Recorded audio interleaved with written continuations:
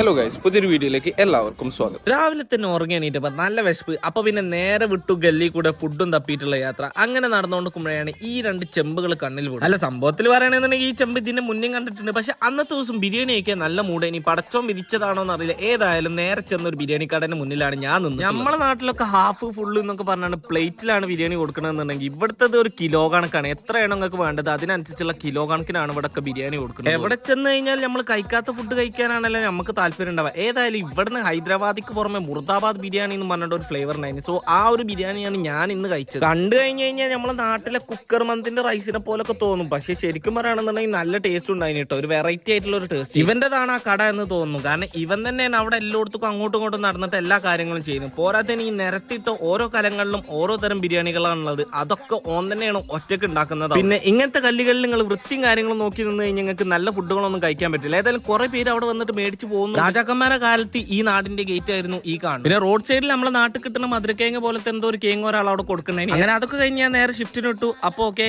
By.